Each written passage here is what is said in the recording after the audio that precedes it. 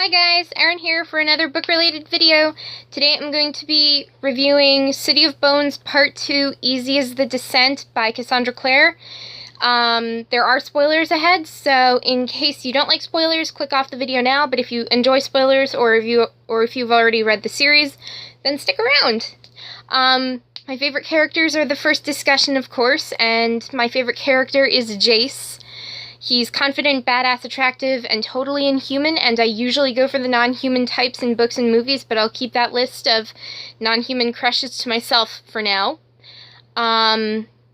Clary, she's still a favorite character because she's a strong female lead. She's developing herself, but I just thought that Jace was the first mentionable right now. So, talking about my least favorite characters, Dorothea. I really don't like her. She opened the portal, then served as a host to one of these high-powered demons called the Abaddon. The description of the character gave me, like, goosebumps, so I'm just like, oh my god, this is crazy. I really didn't like Dorothea from the start. I didn't trust her.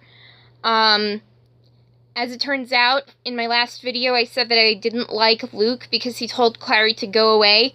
But that's sort of changing now because I'm reading part 2. It took me just one night to read because, one, I had, like, insomnia or whatever, so I couldn't get to sleep. So I'm just like, okay, should I just meditate in my bedroom or should I read? So I had a glass of water and I was reading. So anyway, I dislike Dorothea more than I dislike Luke. So anyway, the skills are, like, balanced or whatever. But, talking about my favorite part, that was when Clary broke through the invisible shield in the library after Hodge betrayed her and the others by letting Valentine disappear with an unconscious Jace. So I'm just like, oh my god, please save Jace. Seriously, please save Jace. And I'm just like, oh my gosh, that's so cool. My least favorite part was when, after Jace kissed Clary, they were heading towards Clary's bedroom. Then Simon came out of her bedroom, messing everything up. And I'm just thinking to myself, oh my god, this is so embarrassing for Clary. I totally ship Clary and Jace. I don't know what the proper shipping title is, but I call them Clace Wayfrey, as a mixture between Clary Frey and Jace Wayland.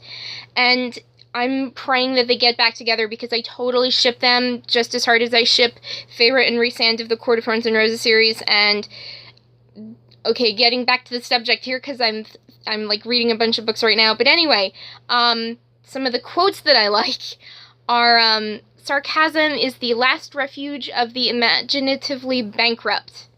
I don't understand sarcasm, so I must be like totally imaginative. Well, I am because I write stories all the time and I create worlds. But anyway, that's beside the point. Another quote I like is, but weapons and books aren't exactly what most kids want for Christmas, Clary thought.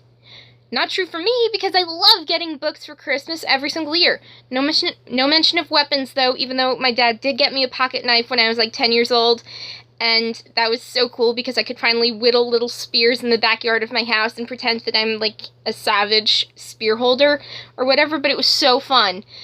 So I think it would be cool to get books and weapons for Christmas. I mean, if you know me, you'll know that I'm, like, totally crazy like that. So anyway, another quote that I like is, it is easier to confront a threat as a mass, a group, not individuals who must be evaluated one by one. And yes, I can sort of say that I can agree to it, but it's much easier to punch one person in the face than take on a horde of enemies, don't you think? Me being who I am, I think that way. Another quote that I like is, you never seemed to really need anyone, Clary. You've always been so contained. All you've ever needed is your pencils and your imaginary worlds. All I've ever needed is a good book as I search for companions of my own. Also, another quote that I like that sort of reminded me of the Jurassic Park movie, Faster, Faster, Must Go Faster.